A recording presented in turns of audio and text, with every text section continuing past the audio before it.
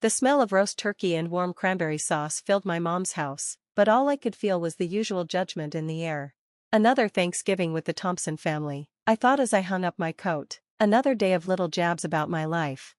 Look who finally showed up, my sister Rebecca said loudly. Must have been tough to leave your little, what do you call it, boutique? It's called the corner shop, I said calmly. I had picked that name on purpose. It sounded simple and small, just the way I wanted it.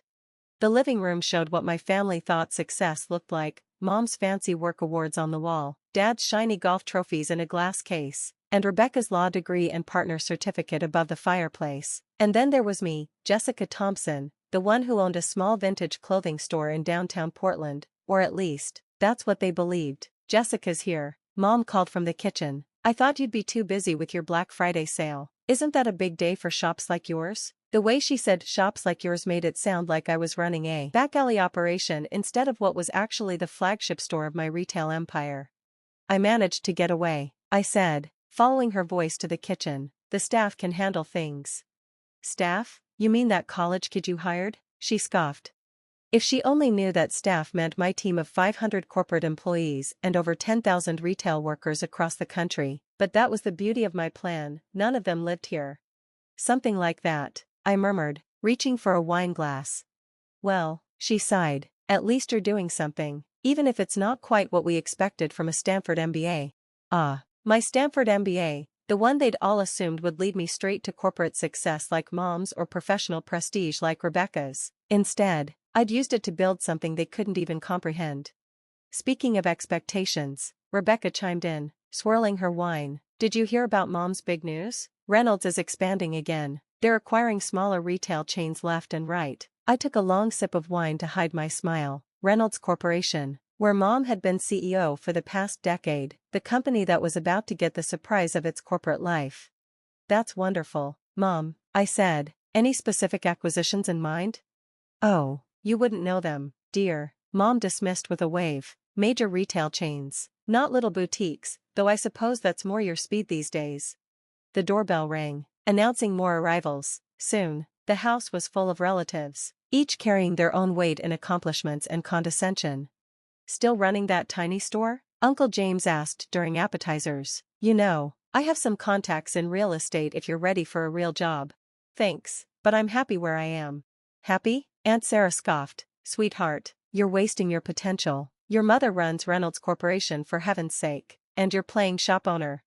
If they only knew that while they were busy looking down their noses at my tiny store, I'd built Cornerstone Retail Group into one of the largest private retail corporations in the country. The corner shop was just the visible tip of a very large, very profitable iceberg. Leave her alone, Mom said, but her tone made it clear she agreed with them. Not everyone is cut out for corporate success. I checked my watch discreetly. By now, the papers would have been delivered to Reynolds board members. Mom's phone should be ringing any minute. Right on cue, her cell phone buzzed. She glanced at it, frowned, and excused herself to take the call in her study. Probably another acquisition, Rebecca said proudly. Mom's been buying up companies left and right. I smiled into my wine glass. Actually, I think this call might be a little different. The words had barely left my mouth when Mom's voice exploded from the study. What do you mean, hostile takeover? The room fell silent. Even the football game on TV seemed to quiet down. Should someone check on her? Aunt Sarah asked nervously. Give her a minute, I said calmly, taking another sip of wine. I'm sure she'll want to share the news with everyone. The study door flew open. Mom stood there, face flushed, clutching her phone like a lifeline. This has to be a mistake, she was saying. Cornerstone Retail Group? I've never even heard of them. Now it was my turn to smile. Actually, Mom, you just knew them by a different name. All eyes turned to me as I reached into my bag and pulled out a folder identical to the one that had just been delivered to Reynolds board members. You see, I continued, laying out the documents on the dinner table. Cornerstone Retail Group started with one small vintage clothing store, a tiny boutique that everyone dismissed as insignificant. Mom's face went from red to white as she approached the table, staring at the papers with disbelief. No, she whispered, this isn't possible. The corner shop was just the beginning, I explained, my voice carrying in the stunned silence. I was building something bigger, something that just acquired controlling interest in Reynolds Corporation. The turkey grew cold on the dining room table as my family struggled to process what was happening. Mom sank into her chair, still clutching her phone while Rebecca frantically Googled Cornerstone Retail Group on her tablet. "Oh my God," Rebecca whispered, her face pale. "They're huge. Market cap of that can't be right, $28 billion as of last quarter." I confirmed, "Though with the Reynolds acquisition we should break $30 billion by year's end." "But you run a vintage clothing store," Uncle James sputtered. "No," I corrected him, "I own one. I run one of the largest retail conglomerates in the country. There's a difference." Mom finally found her voice. "This is some kind of joke. You can't possibly." I pulled out my corporate ID card and CEO badge, sliding them across the table. "Jessica Thompson, CEO and majority shareholder of Cornerstone Retail Group, the tiny store you've all been mocking. It's just where I go to remember how this all started." Aunt Sarah gasped. "All those holiday dinners where you made fun of my little shop, where you told me I was wasting my potential." "Yes, I remember each one," I said, keeping my voice level. "Every time you laughed at my playing shop owner, I was closing another acquisition, building something bigger than Reynolds could ever dream of being." Rebecca was still scrolling through her tablet. "The Riverside Mall acquisition last year, the Turner department store chain, the Atlantic Coast buyout, that was all you?" "All me," I confirmed. "Well, me and my team of executives, all of whom I hired because of their talent, not their family connections." That barb hit home. Everyone knew Rebecca had gotten her law firm partnership through Dad's golf club connections. "Why didn't you tell us?" Mom asked, her voice small. "Would you have believed me?" I countered. "Besides, watching you all underestimate me while I built something extraordinary was enlightening. It showed me exactly who you all really are." The doorbell rang again, making everyone jump. Through the front window, we could see several news vans pulling up. "That would be the press," I said, checking my watch. "The acquisition goes public in about 5 minutes." "Mom, you might want to fix your makeup before the cameras start rolling," I added. "The press?" she whispered. "But, what do I say?" "Don't worry," I assured her, pulling out a press release. "Our PR team has prepared a statement, something about exciting synergies and mutual growth opportunities, the usual corporate speak." Dad, who had been unusually quiet, finally spoke up. "All those times you said you were too busy for family events, inventory, board meetings." I corrected, "Merger negotiations, international expansion planning, though yes, sometimes I was actually doing inventory at the corner shop. It keeps me grounded, reminds me where I started." The first camera crews were setting up on the front lawn. Through the window, I could see reporters checking their microphones. "I have to say," I continued, gathering my documents, "this isn't quite how I planned to spend Thanksgiving. I was going to wait until Christmas to announce the takeover, but when I heard about Mom's latest expansion plans, I shrugged. Sometimes opportunity knocks early." "What happens now?" Mom asked, her mask cracking further. "Now," I said, "you have two choices. You can fight the takeover, though our legal team is quite confident about our position, or you can accept a very generous transition package, including, of course, a seat on our board."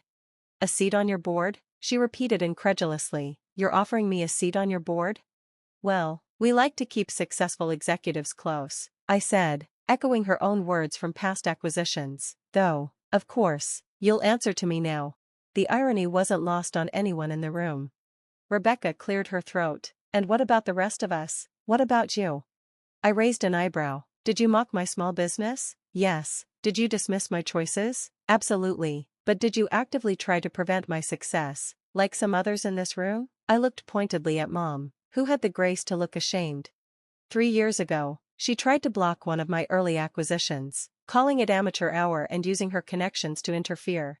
"Your law firm does good work," I continued. "We might even throw some business your way, though you'll have to bid for it like everyone else. No more family favors." The first reporters were knocking on the door now. Mom stood up, smoothing her outfit automatically, years of corporate training kicking in. "Jessica," she said quietly, I don't know what to say." "Don't say anything," I advised. "Just read the press release. We can discuss the details of your transition package tomorrow, 9 a.m. My office." "Your office?" she asked faintly. "Yes, the corner shop has quite an extensive basement. My corporate headquarters takes up most of the block behind it. You've probably walked past it dozens of times without realizing." The knocking grew more insistent. Uncle James looked like he might faint. Aunt Sarah couldn't stop staring at her phone, probably watching our stock price climb as the news started to leak. One more thing, I said, heading for the back door. Mom, you might want to update that family photo wall. Your newest board member should probably have a picture up there. You're leaving? Rebecca asked. But what about Thanksgiving dinner?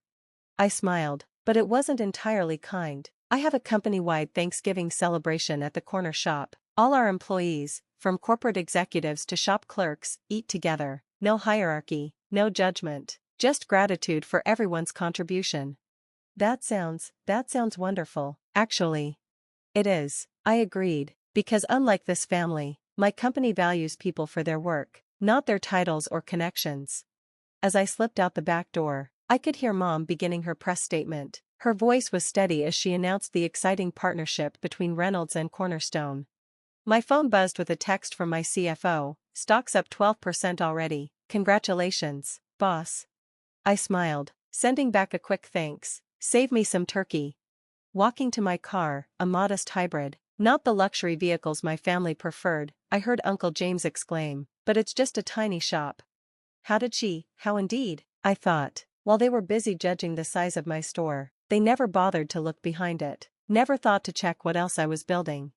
My phone buzzed again, a message from Mom. "We need to talk tomorrow, 9 a.m. I replied, "Don't be late. I run a tight ship. Bring Mom and Dad. The board has 2 openings, and he actually visited my shop once without making fun of it. That might count for something."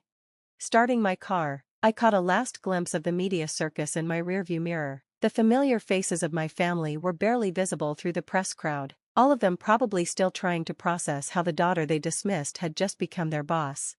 But I wasn't thinking about them anymore. My real family was waiting at the corner shop. 300 employees gathered for our annual Thanksgiving celebration, people who'd believed in my vision, who'd helped build something extraordinary without once asking about my pedigree or connections. Success doesn't always mean fancy job titles or big office buildings. Sometimes, it looks like a small vintage clothing store, with a $28 billion secret behind it. And the best kind of revenge isn't always taking over your mom's company, though that was pretty satisfying. Sometimes, it's proving to your whole family that while they laughed at your little store, you were secretly building a massive business right in front of them. As I drove away, I smiled to myself. Next Thanksgiving? Oh, it's going to be very interesting.